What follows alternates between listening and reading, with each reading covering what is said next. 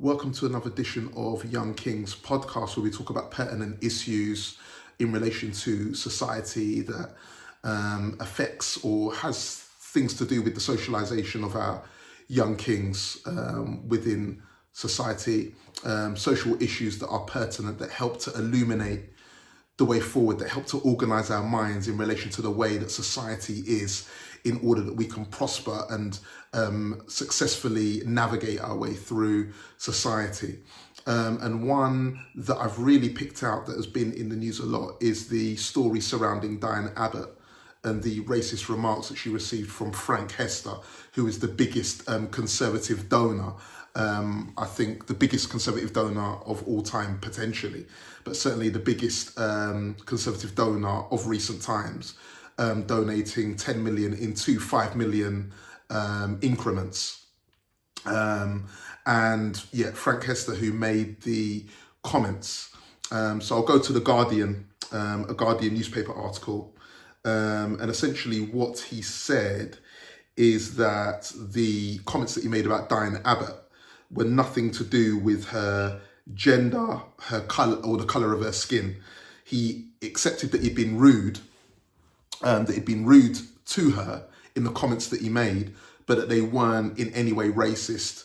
They were just purely rude and had nothing to do with her skin colour or her gender or anything to do with that.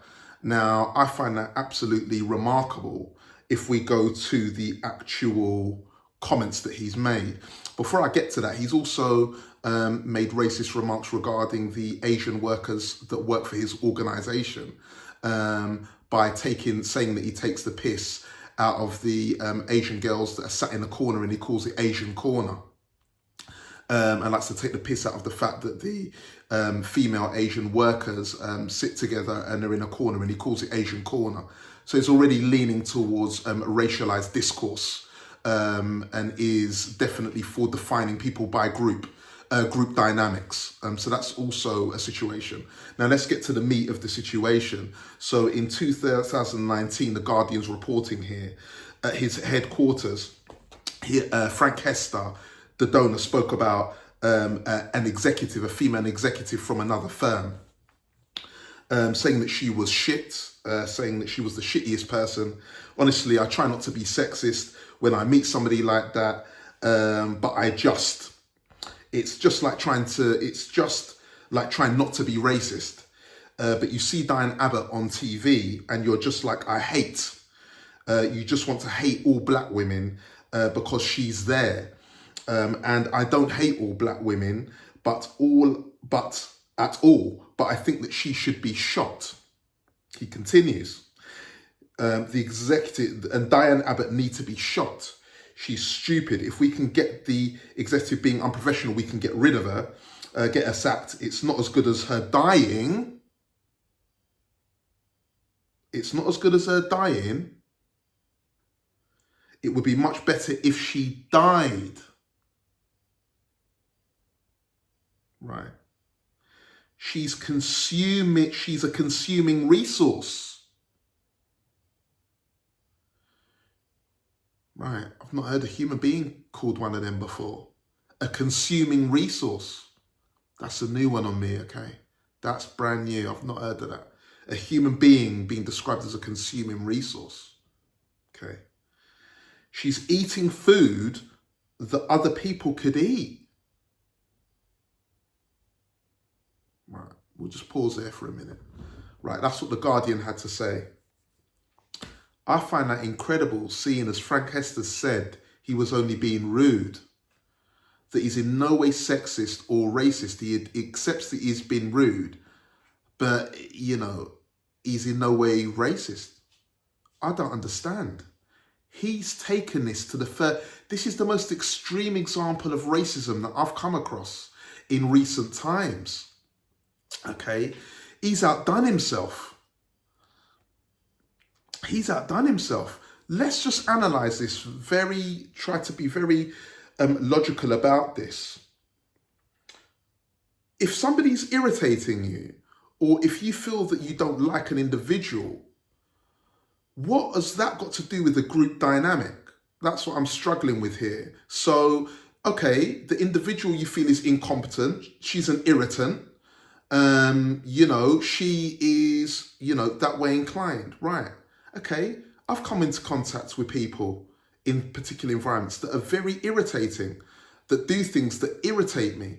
And that really I would rather, they weren't on my break when I was on my break, or that they weren't at that particular place when I was at that particular place, or wherever it might be. And they irritate me. I'd rather they not be there because they just get under my skin. But why would I equate that to an entire race of people? That makes absolutely no sense. Okay, we all have our unique idiosyncrasies that make us individual and unique. Why would you equate that person's individual idiosyncrasies with an entire race of people? It doesn't follow. Unless you're going to start investing yourself into racist tropes, historically racist tropes that have structured society and that have a very historical specificity. That's what you're drawing upon. Historical, specific, racist tropes that are the backbone of society, but that exist in the shadows until they are drawn from the shadows and put right in front of you. And the subconscious draws upon them, bringing them to the fore, and it comes out in this toxic regurgitation in the form of Frank Hester. That's what's going on with him. That's absolutely ridiculous. That racism is lurking in the back of your brain. You can't say that you're not racist in it. That's unbelievable. You think she should be shot. And actually, by extension, all black women, I think you wouldn't mind if all black women were shot.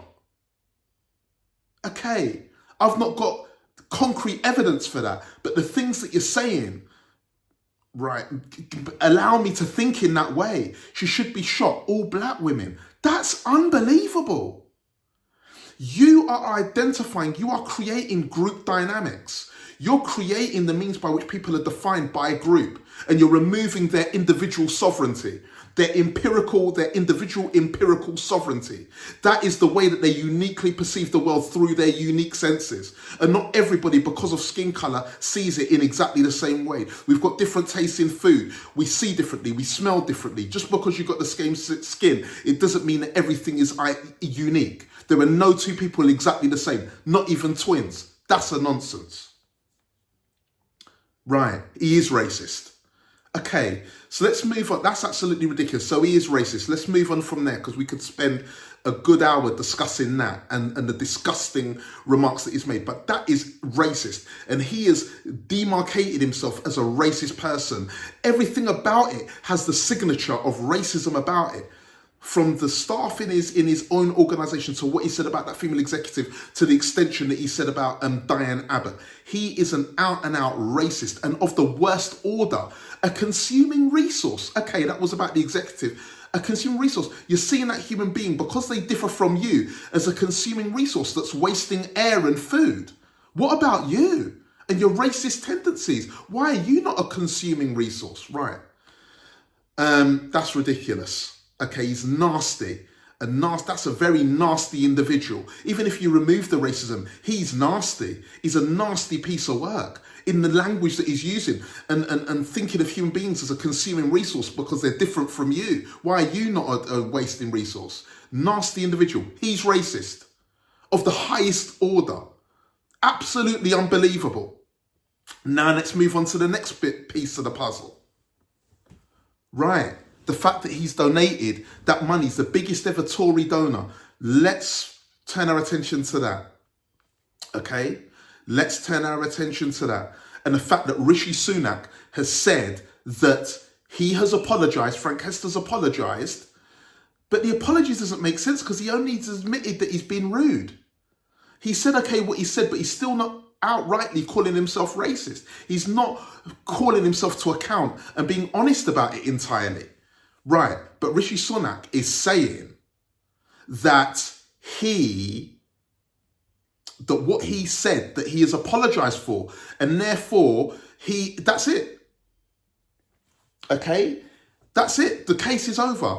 He said he's sorry, which I think is completely is not being genuine.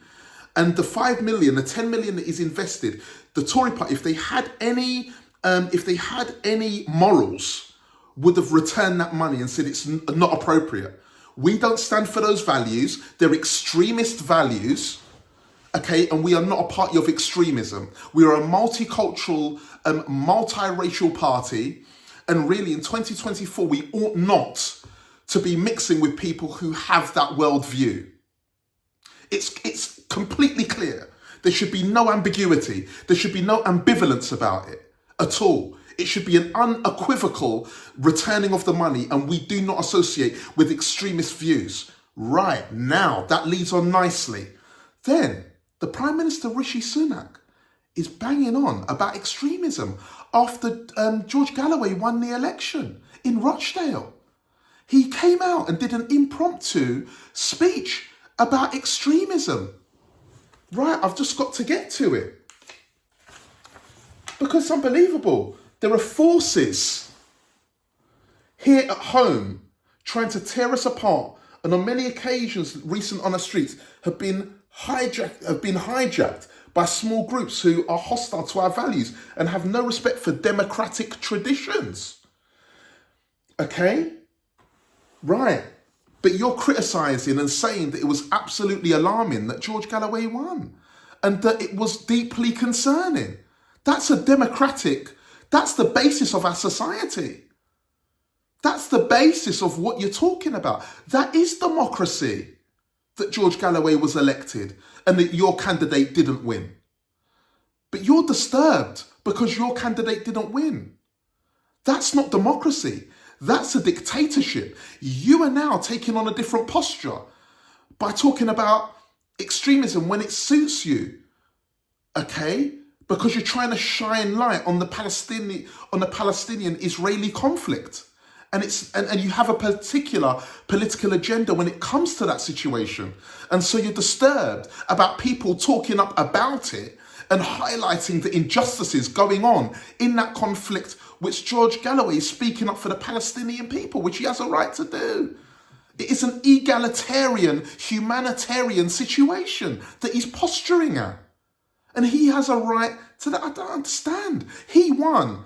Even if you don't agree with anything that he said, he won through the democratic process, the same process that made you Prime Minister, and that your values, the democratic values, you're now undermining that. Are you not now an extremist element? Because you're running contradictory to democratic values, which is the free vote system that you have in place. I'm confused.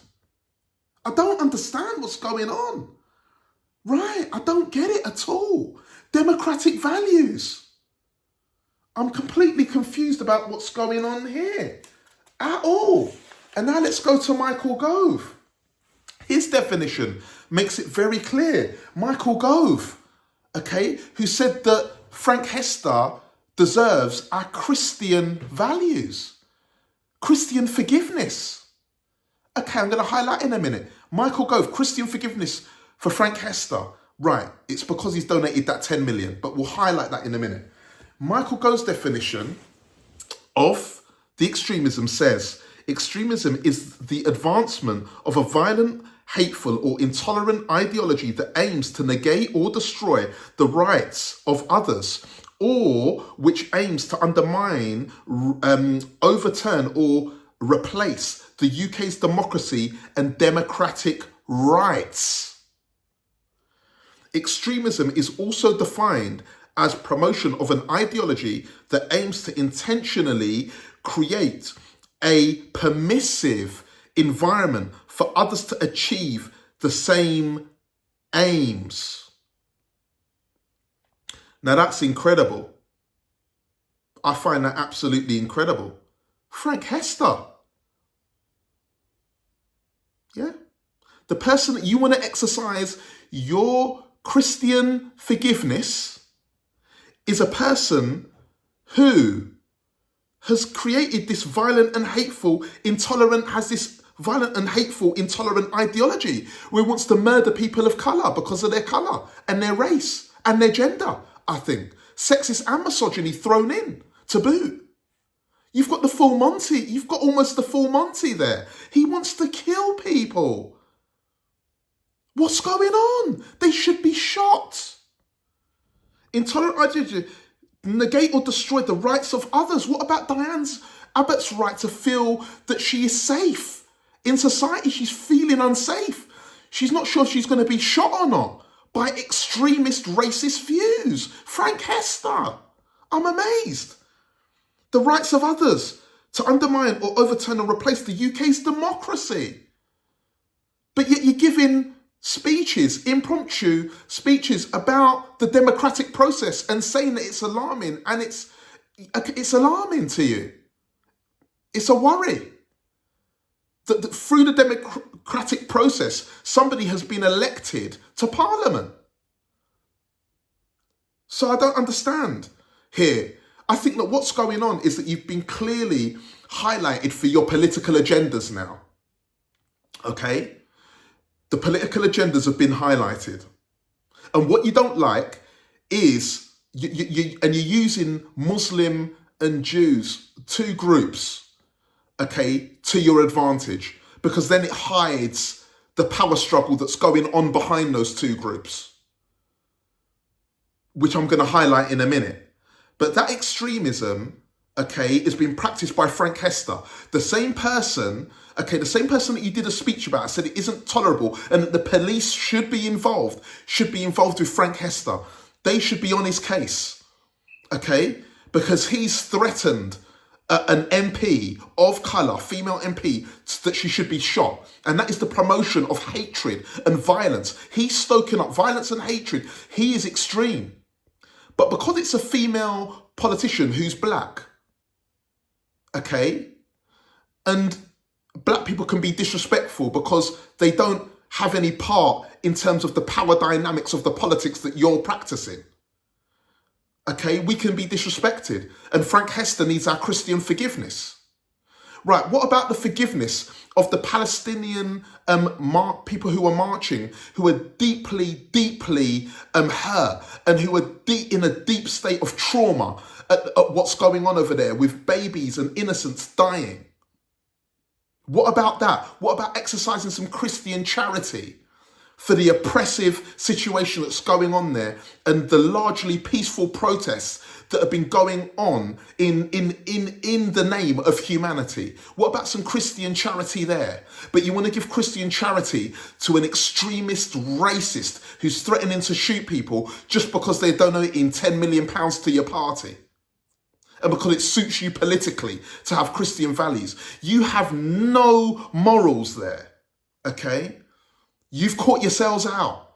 You've caught yourselves out with speeches and defining extremism because you're defining your own party. You're defining the people that are donating to your party, and you're really saying that we're okay with extremism as long as it's the right people that are being extremists that we can vilify. Okay? There's only certain people that we're going to call monsters.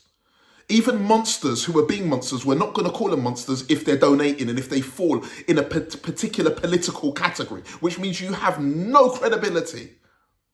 You have no orientation of right and wrong. You only serve a particular political power dynamic.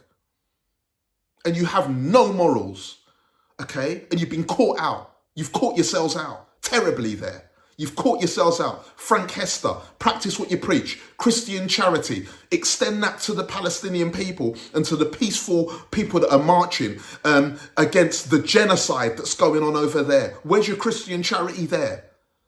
Right, that's a nonsense. Now, and this Islamist extremism against the Jewish people. Right, there was a Jewish rabbi who was talking about the fact that Jews have existed, the golden period of peace, that they've always been welcome for the large part for hundreds of years in Muslim lands, living peacefully in Palestine for hundreds of years. I think he might have even said for thousands of years. The golden period of Jewish peace is in Muslim lands. The problem came with the wrongful occupation. And I wouldn't even say that's down to the British government. The British government was in control of Palestine and what happened to Palestine for a period of time. And it is them and their policy that created the situation of occupation in Palestine, the wrongful occupation. Okay? That's British foreign policy. That's what's going on. And what you want to do is you want to take away and shine a light away from that power dynamic and the British part to play in the occupation, in the wrongful occupation in Palestine there, by talking about Muslim and Jewish hate. It isn't about that. The Muslim and the Palestinian people, okay, don't hate the Jews. The hatred thing is not there. But again, we have the group dynamics where you're trying to create groups, racialized or religious groups against one another because it suits your agenda and it takes the light away. You create monsters that take the light away from the real opponents. And that's British foreign policy that's created that situation. It's occupation. And that's what the Jewish rabbi said quite rightly. Hatred against who? Jews and Muslims have been living peacefully for thousands of years together. The golden period is with Jews in Muslim lands, living side by side in peace. So let's not talk about that groups there. Hatred of who? There has not been a natural hatred of Jews with Muslims. There isn't a natural proclivity for hatred of Muslims against Jews or vice versa. It's the occupation that has created the hatred. And knock, knock, who's there? Oh, it's the Brits again with foreign policy. Creating a power dynamic which has ended up in disaster. Occupation. It's hatred of occupation, not of Muslim Jew. And it's this throwing up hatred, creation through colonial ambitions, again in Palestine, through British foreign policy. And then you're creating two groups so that you're creating hatred that takes the real attention away from the people responsible yet again, so that you stoke up this Muslim-Jewish hatred for one another that wouldn't have existed without your intervention.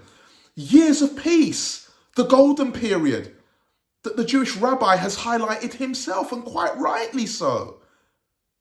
Okay, let's get it right. Let's see the world through the truth of what's actually going on. Okay, and you're creating monsters that aren't monsters. Okay, if you occupy somebody's land and create that tension and that problem, it's going to create hatred, a hatred that didn't exist before that period in time. A hatred that didn't exist there. You created the problem, and now you stepped away and highlighted the people on either sides for your villains, so that you can disappear into you can fade to black, okay, and nobody point the finger at you and the origin of the actual problem, okay? And that's a lesson. That's a lesson of what's going on.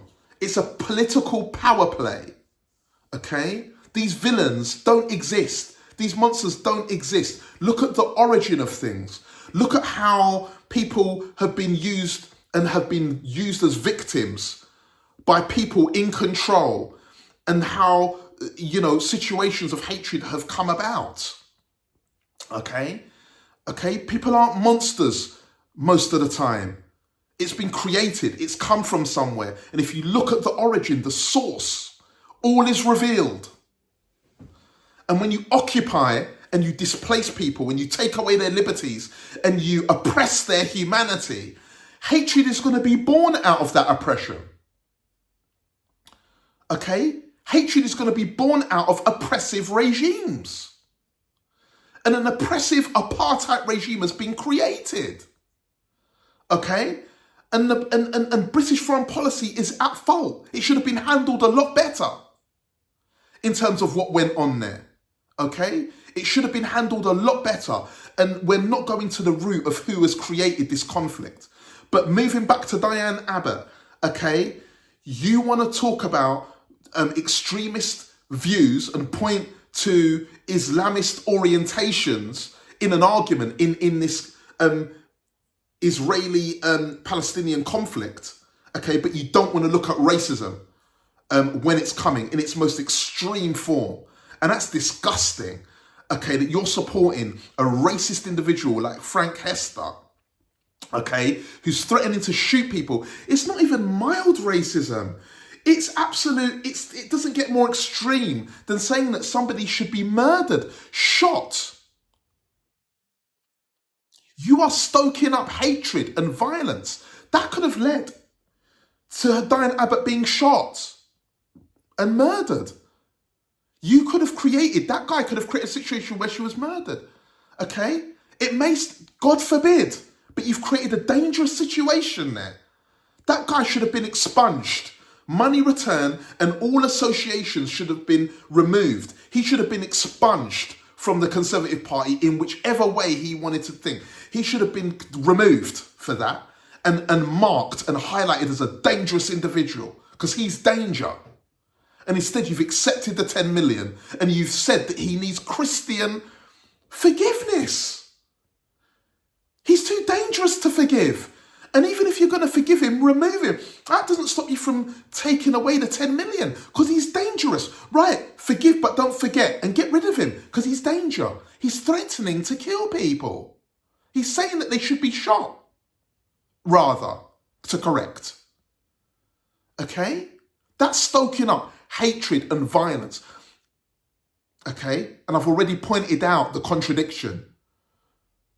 Okay? If it doesn't play to your political power plays, yeah, that keeps you in power and keeps you where you want to be and your agenda, okay, then you don't care about it. And that's politics. Politics should be more than power plays. And at the moment, under the Conservative Party, politics means power. And where is the power? Where does the power reside? And that's what you're doing, okay? It's not morality or Christian forgiveness that you're interested in. You're interested in your 10 million. You've got no morals at all. And we need to be aware to this political game that's going on. And we need to be educated, especially as black people in this society, because it's disgusting what's going on. We've been put on the back burner because we're not important enough, okay? We're not important enough. That's what it comes down to. And so we need to be able to see politics and what's going on as it is in order that we equip ourselves with the right frame of reference in order to navigate our way through society efficiently and with under this government, because it's a dangerous one. And I'm just really disgusted and I'm shocked at really what Rishi Sunak's going on with. This is a very dark period. And in 2024, to see that the Conservative Party is aligning itself with such racist, extremist views is absolutely unforgivable. Thank you.